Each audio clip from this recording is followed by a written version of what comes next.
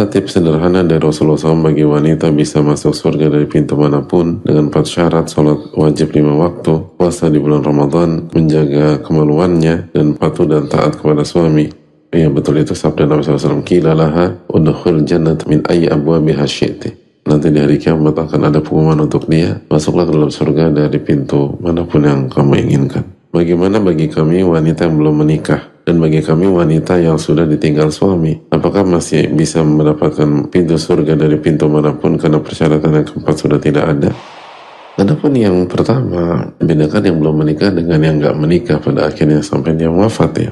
Kalau bagi yang belum menikah, ini salah satu hadis untuk memotivasi dia untuk menikah, untuk tidak salah memilih suami, walaupun harus dilihat pernikahan itu secara utuh. Kan artinya cari suami yang memudahkan kita untuk patuh dan taat. Karena seringkali kita tuh ngelihat hal ini dipikir simpel. Nabi SAW memudahkan ya, tapi apakah ini sederhana? Enggak. Patuh dan taat adalah isu paling tua dalam kehidupan manusia. Bukankah iblis diusir dari surga karena nggak taat sama Allah? Bukankah Nabi Adam turun dari surga karena nggak boleh makan di mana? Ini kan menunjukkan bahwa patuh dan taat itu momok besar bagi manusia. Karena secara hawa nafsu susah, dan dia akan diprovok sama musuhnya untuk membangkang. Karena musuhnya memang ini masalahnya dari dulu, iblis. Dan ini dilupakan oleh banyak wanita dalam konteks ini ya. Yang penting nurut dan taat suami, insya Allah anti masuk surga. Iya, ini mungkin terkesan simpel bagi yang belum nikah. Kalau bicara sama wanita yang udah nikah, mikir mereka itu loh. Apa simpelnya Pak Ustadz? Dan ini real. Nanti dijawab oleh Pak Ustadz kan gak pernah ngalamin jadi istri. Kesannya gampang bagi yang belum nikah karena gak punya pengalaman ngadepin suami. Apalagi laki-laki yang egois, arogan, kasar, lalu gak komit, lalu main belakang dalam arti selingkuh, lalu segala macam. Emang gampang? Gak gampang. Makanya kan ada banyak ibu-ibu yang sudah bersuami ketika membahas masalah ini kan, tolong caranya Ustaz, tolong tipsnya. Ada yang bilang, saya itu jalan ini ngep-ngepan gitu. Susah nafas kan? Nah itu, sampai titik itu. Sebagaimana ini seringkali nggak dipahami suami juga. Makanya kan para suami bilang, apa susahnya sih nurut? Emang susah, itu susah banget. Apalagi performa kita gak bagus juga sebagai suami, lebih susah lagi. Karena Anda nggak pernah ngalamin begitu. Walaysa dzakaru kal untha, kata Allah. Laki-laki itu beda dengan wanita. Nurut dan patuh sama suami susahnya minta ampun, kecuali diberikan taufik oleh Allah Taala. Kita lupa tentang mengapa iblis itu dilaknat, kenapa Nabi Adam itu turun dari surga, itu kenapa, faktor apa? Karena nggak pintar, karena IQ-nya rendah, karena nggak bisa jawab pertanyaan, cerdas cermat ya? Enggak, bukan itu kan. Ini masalah ketaatan dan kepatuhan, itu isu terpelik di dalam kehidupan manusia. Makanya bagi wanita yang belum menikah, ini betul motivasi untuk menikah, tapi yang penting gue kawin besok, tahun ini aku harus nikah. Tadi dulu, Anda selektif nggak? Harusnya kan hadis ini membuat setiap wanita berpikir, saya akan berusaha sekuat tenaga untuk menikah dengan laki-laki yang karakternya, sikapnya memudahkan saya untuk nurut dan patuh kepada dia. Karena nurut dan patuh susahnya minta ampun. Karena simpel aja, kalau istri sudah kehilangan respect kepada suami, emang gampang nurut atau patuh. Dan kita laki-laki pengennya istri itu patuh aja, walaupun kita buat blunder A, blunder B, ngawur di sini, itu segala macam. Makanya istri, kalau istri udah kehilangan respect, itu susah. Kalau istri udah meragukan kebijakan suami, susah turut dan patuh. Bagi istrinya cerdas, pintar, segala macam, ada masalah, atau harus melangkah, pandangan istrinya kita harus ke kanan, suaminya bilang ke kiri. Emang gampang nurut dan patuh begitu? Kita bicara real, kita jangan bicara di atas kertas. Bicara di atas kertas hanya bagi orang yang belum pernah nikah, atau tidak pernah membaca atau mendengar cerita tentang kehidupan pernikahan, atau kurang mendalami kehidupan sosial dan kejadian apa di masyarakat. Ini salah satu isu paling pelik, nurut dan patuh. Susahnya minta ampun. Kalau suami terbukti salah dalam buat keputusan, lalu salah dalam keputusan, lalu salah dalam keputusan, padahal baik nih suaminya, tapi 5 kali buat keputusan berturut-turut salah, emangnya gampang istri nurut dan patuh di keputusan ke-6? Padahal pas ke-6 benar gitu. Tapi begitu istri, ini salah. Kita baru bicara suami yang baik, belum suami yang omongannya ke kanan, perbuatannya ke kiri. Itu lebih pelik lagi nurut.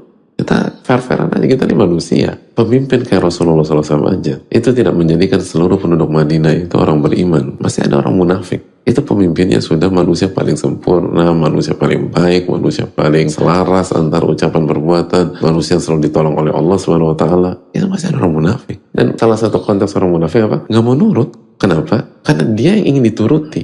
Dan itu isunya Abdullah bin Ubay bin Salul. Dia mau jadi pemimpin. Nabi SAW datang, buyar semuanya. Akhirnya buat blok baru, pemunafikan. Jadi poinnya apa? Dia nggak mau nurut sama orang. Kenapa? Karena dia yang mau dituruti. Ini isu pelik banget. Dan kita lihat gimana dinamika kota Madinah gara-gara titik ini. Walk out di perang Uhud, lalu haditsatul ifki. Ada banyak masalah gara-gara masalah nurut dan patuh ini. Lalu kita dengan ini mudah, ini disederhanakan ya, dipermudah ya. Tapi bedakan antara dipermudah dengan mudah. Soal ini sudah Pak Guru permudah. Tapi kalau kita nggak belajar, ya dua juga hasilnya. Kita tuh kadang-kadang suka salah berpikir. Kalau dipermudah itu artinya mudah. Enggak. Bisa aja tetap sulit. Tapi tingkat kesulitannya 10 jadi 9,5. Tingkat kesulitannya jadi 9. Nurutnya susahnya minta ampun bagi wanita. Kecuali dimudahkan dan diberikan taufik oleh Allah Ta'ala. Jadi cari laki-laki yang bisa membuat Anda nurut lebih mudah. Karena ini masalah pelik. Sebagaimana Anda harus melatih diri untuk jadi wanita yang penurut dan wanita yang patuh. Jadi dua sisi berjalan paralel. Mumpung belum menikah, latih diri Anda jadi wanita yang penurut dan wanita yang patuh. Kecuali kalau diajak maksiat, jangan mau diajak maksiat. La ta'ata li makhluk fi maksiati khaliq. Tidak ada ketaatan kepada makhluk jika bermaksiat kepada Allah. Dan kalau itu bukan maksiat, ikuti. Lalu di waktu yang sama cari laki-laki yang bisa membuat Anda nurut dan patuh lebih mudah. Simpel aja lah. Kalau begitu ada masalah, suami nampar istri, emang gampang nurut sama suami kayak begitu. Walaupun pada saat itu konteksnya benar. Tapi sejam yang lalu ditampar sama suaminya. Kan susah. Tapi istri ditampar, hilang marwah suami misalnya. Apalagi bukan karena kesalahan dia. Karena kesalahan dia aja. Wanita sering fokus pada satu masalah, lupa banyak masalah. Apalagi ini karena ego suami. Atau misalnya kehidupan rumah tangga nih, istri udah jelasin, jangan kesini mas, jangan kesini, ini bahaya, ini blunder. Nggak mau didengar. Dan nggak ada reason juga, cuma gara-gara nggak mau terima masukan istri. Akhirnya suami kekeh, bener, masalah besar. Emang begitu terima masalah besar, titik sampai di sini? Enggak kan? Ada banyak side effect. Dan di antara side effectnya, pandangan istri ke suami jatuh. Dan istri akan lihat suami saya egois, mau menang sendiri. Dan begitu pandangan istri ke suami jatuh, emang gampang nurut dan taat di perkara-perkara yang tepat gitu. Enggak. Manusia tuh punya masalah, suka mengeneralisirkan sesuatu. Jadi gara-gara watak ini, kita bisa berdalih dengan kesalahan orang untuk tidak nurut pada kebijakan yang benar yang dia buat. Itu manusia. Dan itu seringkali nggak diperhatikan sama sekali oleh banyak wanita yang ingin menikah. Yang penting nikah tahun ini. Kadang-kadang yang dijadikan parameter nggak relevan dan nggak penting sama sekali. Tapi justru yang ditekankan oleh agama, ditekankan oleh Allah dan Rasulullah nggak dipikirkan. Kenapa Nabi SAW menekankan bagi pihak wanita untuk mencari yang agamanya baik, yang akhlaknya baik. Ar-rijalu qawwamun 'alan nisa, laki-laki itu pemimpin, punya leadership. Karena wanita disuruh taat dan patuh. Begitu wanita ngelihat suami saya pelin-pelan, jatuh marwahnya. Susah dia untuk nurut. Suami saya lemah nih. Kalau suami saya lemah, gimana bawa saya ke surga? Kan mikirnya begitu. Goncang dia. Dan sengaja saya bilang seperti ini juga, ini pelajaran bagi kita buat para laki-laki. Kalau ingin ditaati dan turuti, bersikaplah sebagai orang yang pantas untuk ditaati dan dituruti. Jangan maunya doang, dan ini penyakit laki-laki. Sikap pelin-pelan tapi pengen dituruti. Lemah tapi pengen dituruti. Nggak punya ketegasan, pengen dituruti. Adapun kalau akhirnya seorang wanita meninggal dalam kondisi tidak menikah, maka la wajib al ajaz, tidak ada kewajiban, tidak ada beban kalau nggak mampu, kalau nggak ada. Maka insya Allah dari sisi-sisi yang lain, bukan berarti dia gagal, ya enggak. Lalu bagaimana dengan Maryam? Itu wanita terbaik, sedangkan Nabi Isa nggak punya ayah kita. Itu contoh simpel. Adapun wanita yang suaminya sudah wafat, maka performanya dilihat ketika bagaimana dia berinteraksi dengan suaminya ketika suaminya masih hidup gitu. Karena kalau dia kehilangan, lalu bagaimana dengan istri-istri Nabi SAW selain Khadijah? Semuanya akhirnya hidup sendiri. Karena Nabi SAW wafat. Dan mereka nggak boleh nikah lagi. Tetapi dilihat bagaimana mereka bersama Nabi SAW. Artinya kalau kita ternyata waktu suami kita masih hidup kita banyak lalainya, nggak bersyukur, maka taubat-taubatan nasuha. Jadi melihat hadis ini tuh jangan hanya, berarti aku harus nikah dong. Iya, tapi itu masih koma. Dan nggak harus juga. Hukum pernikahan kan harus dikembalikan ke ilmu fikih. Tapi yang jelas, Anda harus persiapkan diri Anda untuk nurut dan taat sebagai istri. Dan Anda harus cari sosok suami yang bisa membuat Anda nurut dan taat.